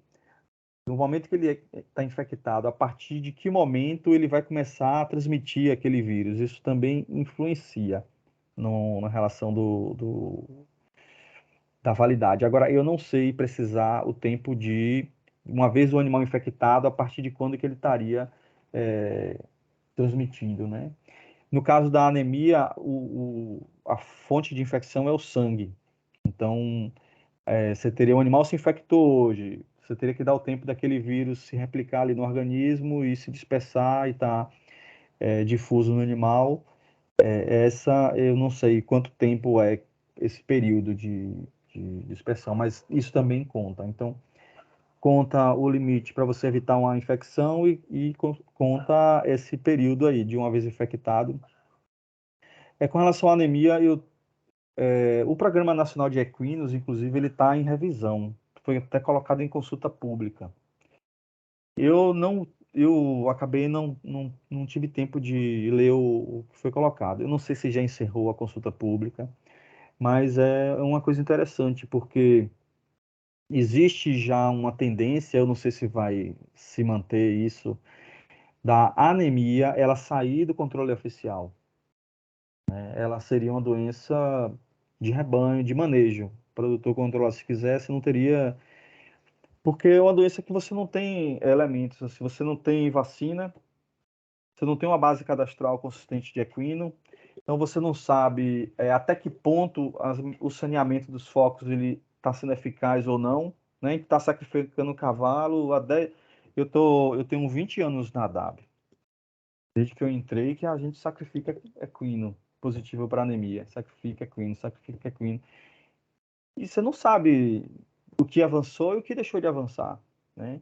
Então tem um material de referência de epidemiologia que ele coloca assim, um autor, não me lembro agora o nome, ele coloca que para uma doença ela ser um programa sanitário, ele depende, não adianta, ele não pode apenas ter a doença, existir a doença. você precisa ter ferramentas de controle para aquela doença. Você precisa ter ferramentas de controle, de prevenção, de erradicação. E nós não temos isso para anemia, né? Então, é um programa que já começou. O sacrifício de animal, ele é adotado quando você entra na fase de erradicação. Então, se a gente não tem como mensurar o controle de anemia, como é que a gente já vai com medidas que são de erradicação da doença, né? Então, isso tudo está em discussão agora no Brasil, né? Eu precisava até dar uma olhada nesse material que está em discussão aí, até para dar umas opiniões assim polêmicas sobre o assunto, porque isso é uma coisa minha, tá? Isso que eu estou falando aqui da anemia. Tem divergências, tem colegas que pensam diferente, mas está numa democracia, né? Todo mundo pode expor suas ideias, a gente vai debater, chegar num consenso. A ideia é essa.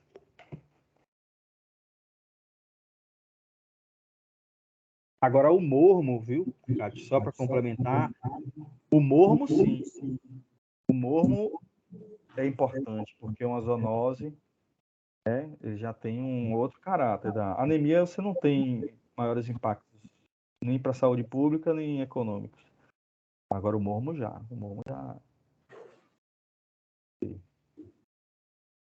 Realmente, eu também não vi a questão da consulta pública, não. É interessante depois buscar para poder ver e acompanhar o que é que mudou, né? Sim. Realmente, só sacrificar animal não vai resolver, né? Pois é, rapaz. Aguardar aí um desfecho. É.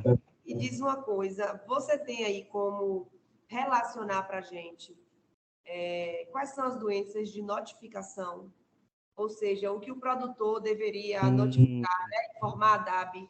Aqui, a gente, assim, as mais comuns, vamos dizer aqui, principalmente, não necessariamente só aqui na região semiárida, né? Mas, assim, o que é que ele tem que informar, o que é realmente obrigatório, não só o produtor, mas nós técnicos, profissionais que vamos a campo, né? A gente visualiza aquelas doenças, o que é que a gente pode, o que é que a gente deve estar colaborando com a DAB em termos, né, de informação, né, de notificação. Deixa eu ver deixa eu abrir a tela aqui do... Eu vou abrir aqui a tela. Só um minuto. Vou entrar aqui na página da DAB. Deixa eu compartilhar primeiro, né? Porque aí vocês já ficam conhecendo. Pode ficar à vontade. Abrir a bandeja de compartilhamento. Apareceu? Tá apresentando ainda. Apresentou. Pronto. Então, essa aí é a página da DAB. Aqui, ó, tem inclusive já um link direto à notificação de doenças e pragas. Vocês estão vendo o mouse aqui no lado direito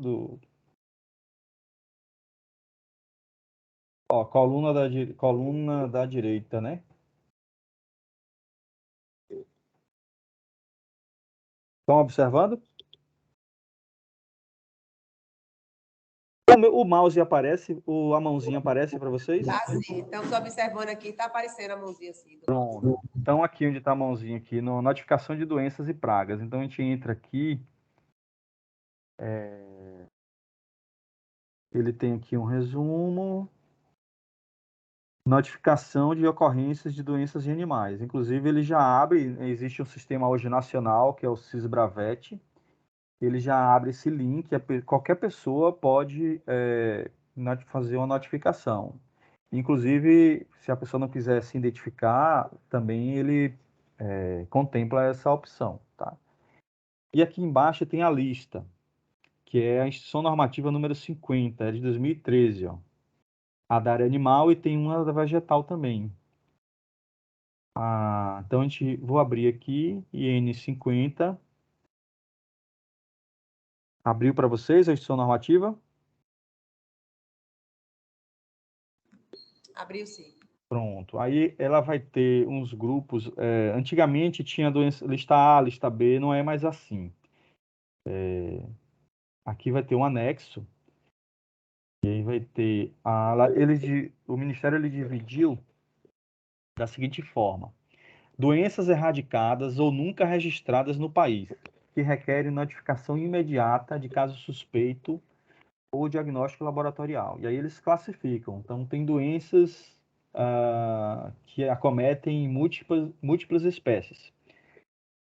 Brucella melitensis, que é a brucelose caprina, aí vai ter aqui... São doenças que a gente não tem, né? Doenças erradicadas ou nunca registradas no país.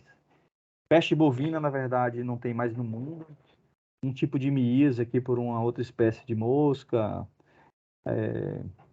Febre do Vale do Rift, febre do Nilo Ocidental, uma série de doenças.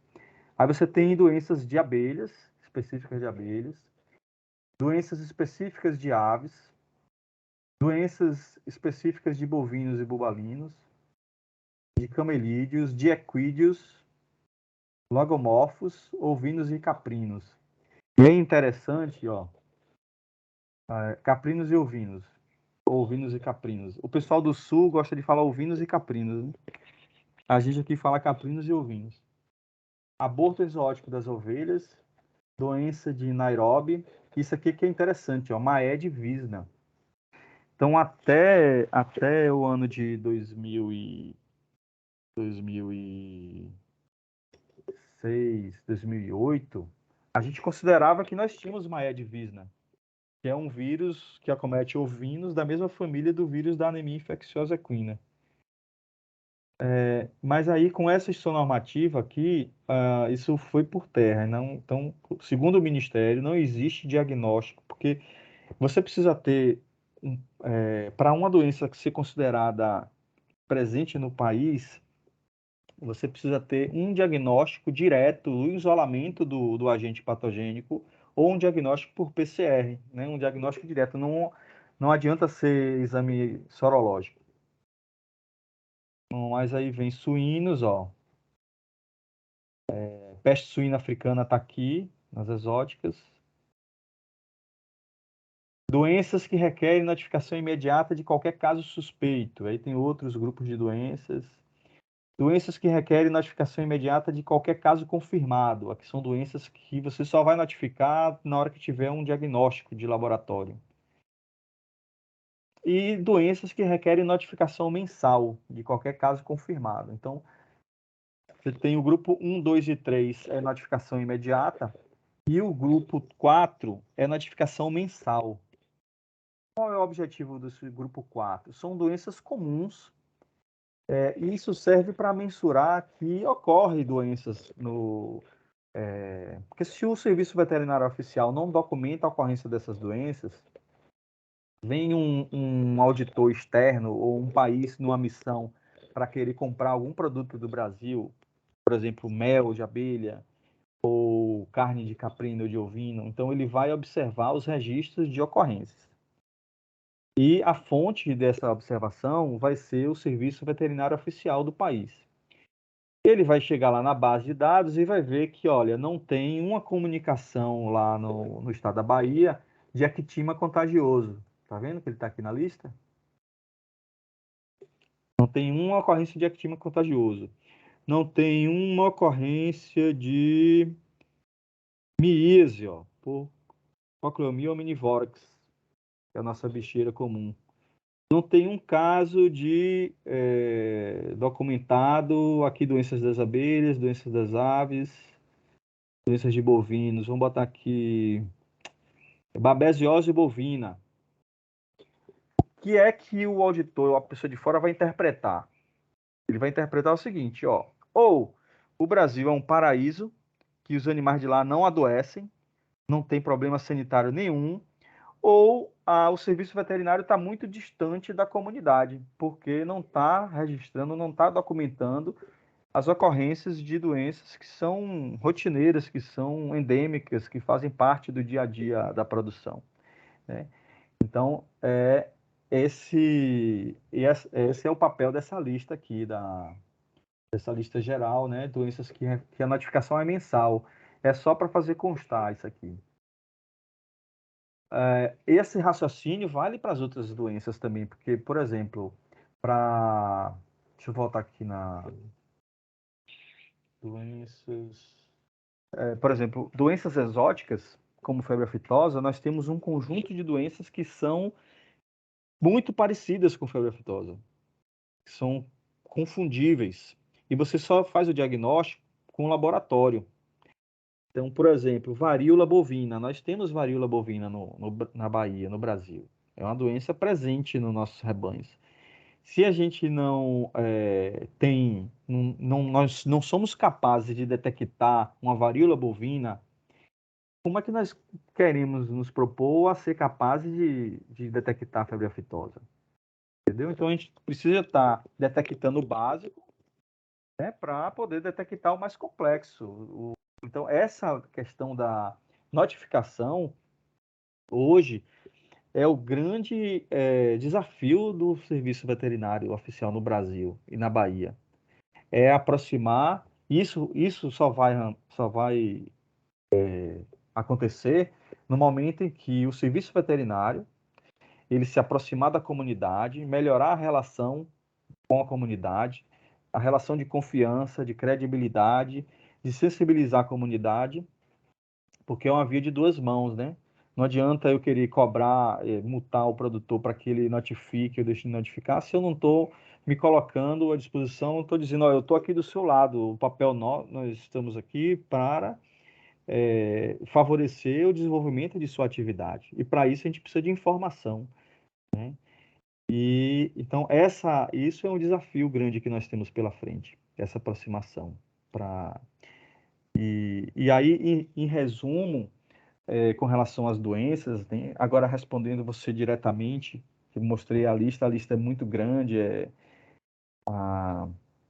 Nós temos os grupos de doenças.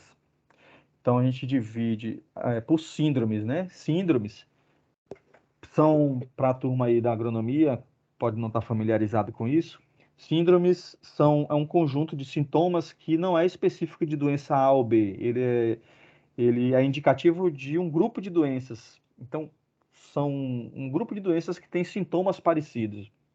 Isso é que classifica uma síndrome. Então, a gente tem as síndromes vesiculares, que é a febre aftosa, é a estomatite vesicular. Então, tem umas 4 doenças apenas que são síndromes vesiculares e tem as outras que são confundíveis, como é o caso que eu citei da varíola.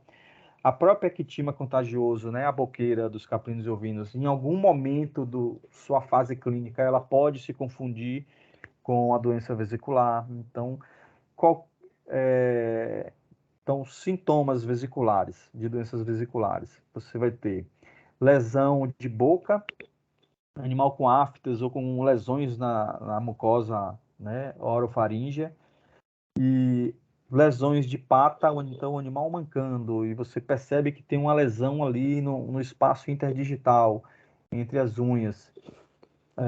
Lesões de tetas, nas tetas, isso são lesões que classificam as síndromes vesiculares. Então, qualquer animal com um quadro parecido desse, o produtor ou um profissional de ciências agrárias, ele vai e leva essa informação para o serviço veterinário oficial. Aí nós temos as síndromes neurológicas ou nervosas. Aí você vai ter raiva, a encefalopatia espongiforme bovina, ela é uma síndrome neurológica, né? É um quadro também de...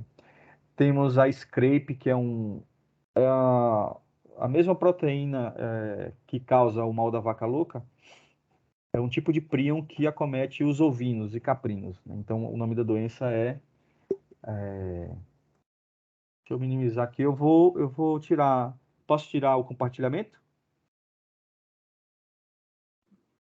Pode sim, Maia, pode sim. Pronto, tirei, voltei aqui. Então, é porque eu não gosto de falar olhando para o papel. Eu gosto de falar olhando para as pessoas. Então, você tem, são as síndromes neurológicas. Você tem algumas síndromes que podem ser doenças comuns, como, por exemplo, tem uma deficiência de vitamina B que causa sintoma nervoso, né? Você tem outros problemas que podem levar a sintomatologia nervosa. Então, em resumo, botulismo você não tem como distinguir botulismo de raiva, é impossível clinicamente. você distinguir as duas. Epidemiologicamente, até você pode entender, pode ser botulismo, porque o animal estava num pasto cheio de carcaça e tal, ou bebeu de uma água, mas é o laboratório que vai fechar aí o diagnóstico. Então, são as síndromes nervosas. O outro conjunto são as síndromes hemorrágicas, que são as dos suínos. Então, o animal suíno com pontos de vermelhidão na pele, né, que são petequias, ou aquilo ali é hemorragia cutânea que está ocorrendo, ou hemorragias, sangue pelas narinas, ou a pessoa bate o animal e está cheio de lesão, de hemorragias internas. Isso se enquadra nas síndromes hemorrágicas, que são as duas doenças de suínos, a peste suína africana e a peste suína clássica. Tem outros sintomas também que são indicativos, que é conjuntivite para a peste suína clássica. Então, também se observa nos suínos essa lesão, e os suínos, principalmente os leitões, eles ficam tudo aglomerados, como se estivesse com febre, sabe? Eles ficam se aquecendo. Aquele amontoado também pode ser um indicativo de... Bom, então das síndromes são essas, né? Vesiculares, neurológicas e hemorrágicas. Aí tem as nervosas e respiratórias das aves. Outro grupo de doenças que aí entra a influenza aviária, entra a doença de Newcastle, entra outras doenças de aves. Então, basicamente, são essas as de notificação obrigatória, mas qualquer coisa que fuja do padrão da normalidade, uma mortalidade elevada de animais. Então, de repente, isso é enquadrado, mesmo que não tenha sintoma nenhum das síndromes ou das principais doenças, também entra na notificação obrigatória, compulsória, e a DAB tem que responder também. A gente tem tido isso aí, sabe com quê? Com abelha, por conta de agrotóxico. Então, você tem mortalidades de abelhas. Então, o agrotóxico em si não é um problema da sanidade animal, do ponto de vista de controle de doenças, né? Mas chega uma notificação de várias colmeias mortas. Você não tem como provar que é um agrotóxico. Pode ser alguma doença. Então, a notificação tem que chegar para a gente, a gente precisa ir atender e verificar o que está ocorrendo. Então, em linhas gerais, é isso aí. Ok, Maia. Meu amigo, muito obrigada. Já tomamos muito seu tempo aí. A gente está desde 7 horas aí, ó, já são 9h30 da noite, 9 horas da noite. Para mim é um prazer estar com você. Imagino aí, né, o dia a dia. Tem uma semana que você pegou aí atribulada com essa atividade que você estava aí, que você me relatou antes. Mas já te agradeço mais uma vez. A gente vai chamar outras vezes, sim. Né? De repente, a gente fazer uma ação diferente, alguma atividade, alguma coisa diferente, para a gente conhecer mais, entender, né? Uhum. Justamente a atuação da DAP, né? Compreender. A gente pode fazer uma, Kate, na hora que você quiser, pode fazer uma específica sobre o cadastro, que é o setor que eu estou responsável hoje. Então, nós abordamos o cadastro de uma forma mais técnica, né? De mostrar como ele é configurado, as razões, o porquê que ele é importante, o uso dele na prática numa situação de vigilância ou numa situação de emergência. Essa questão da geolocalização, esse tá fácil para mim, porque eu já tenho uma coisa mais ou menos pronta. Então, eu só precisaria atualizar. Então, essa questão da geolocalização mesmo, hoje a gente está respirando isso no dia a dia. Até março do ano que vem, nós estamos trabalhando de forma muito intensa, porque a certificação da Bahia hoje, nós estamos num processo de transição, né, de suspensão da vacina contra a febre aftosa. Então, nós não temos mais o vírus no Brasil. Os riscos para a febre aftosa na América do Sul, eles são baixos, e hoje apenas a Venezuela ainda convive com o vírus. Todos os outros países já são classificados como livres da doença. Então, assim, não justifica mais a vacinação. tá?